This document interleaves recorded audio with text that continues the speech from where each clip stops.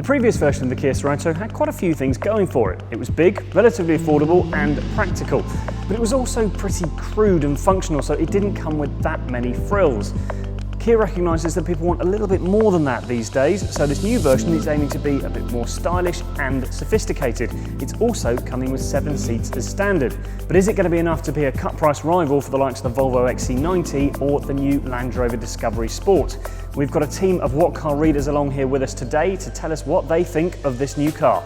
Stephen already owns a Sportage, but is now after a 7-seater.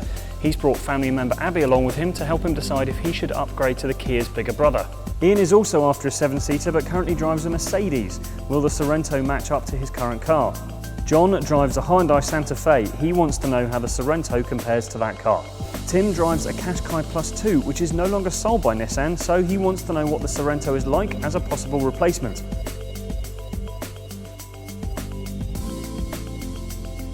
I think it looks really good. I think if you didn't have the Kia badges on there, you wouldn't necessarily know that it was a Kia. It looks like a quite premium sort of product, and particularly in that colour it looks, and the sort of chrome highlights, it looks really good.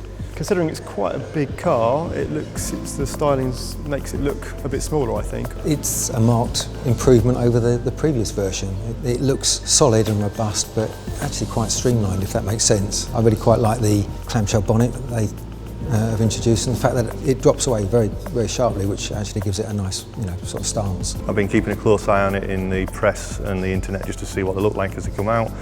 It's only really been photographed in white and the sort of brown metallic bronze, which looks all right, but actually now seeing it in the flesh, it looks even better than I expected it to. I like the way they've also got the LED rear lights as well as the front, which they previously had. Now that gives it more of a premium look, although I understand that's only available in the upper models, but it's still nice.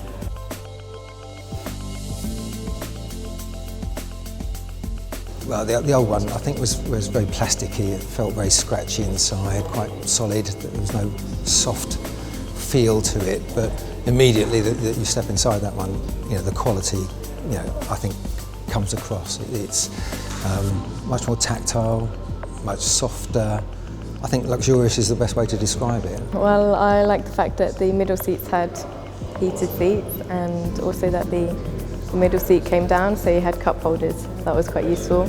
You can be quite comfortable, and they're quite easy to see where all the gadgets are. And potentially putting plugs in the very back, then if they have gadgets or phones, it'll be easier to plug in. It's as good as the Discovery. It's more integrated. Discovery is very blocky, whereas this actually looks a lot more integrated. The textures are very nice. There doesn't seem to be any cheap feeling bits further down, but it looks to be quite hard wearing as well, which is essential in an SUV. It's a massive step up from the last generation, and probably a good step up from the current Santa Fe as well.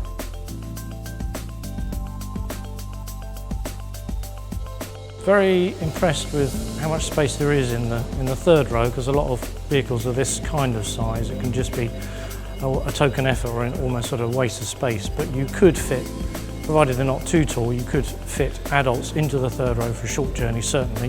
I think it's clever the way that the second row will slide back and forth, and it's got a good recline to it as well, which is very nice.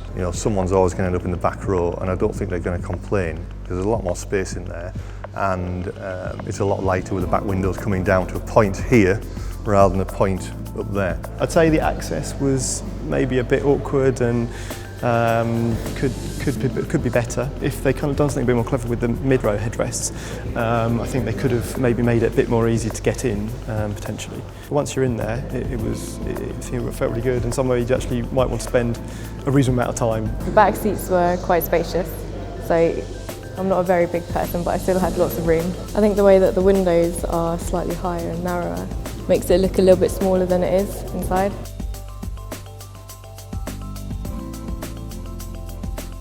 The boot in a 7-seat SUV is never going to be massive, so it seemed big enough to maybe fit a small push chair or something in, or maybe a couple of small bags, so that was okay. Got a new child on the way, so the thoughts of having a buggy in the back is going to be a little bit pushed, but we can work around that.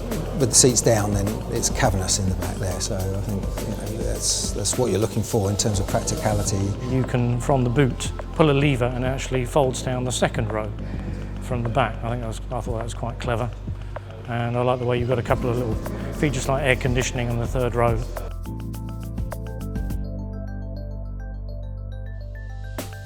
I would actually say I'd be tempted to actually look at the top end. On first look, I think it's impressive.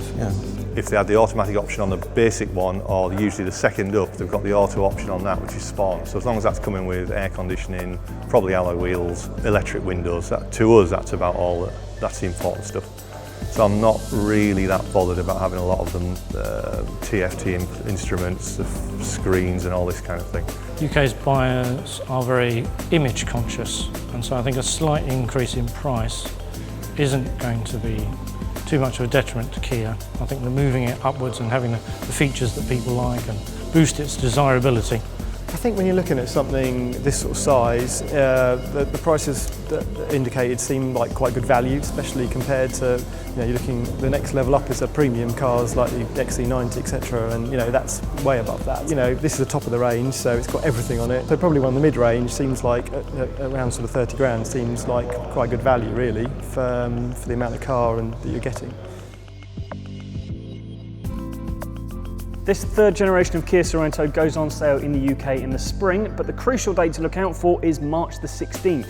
That is when we find out all the information as far as pricing and specification is concerned. Kia has said it will rise by about 5% over the current car, so that means it starts at around £29,000, goes up to about £40,000. We will also be driving the car about then, so keep an eye on our website for our full verdict on the car. And there is loads more information on the site right now, so search for Kia Sorento on whatcar.com.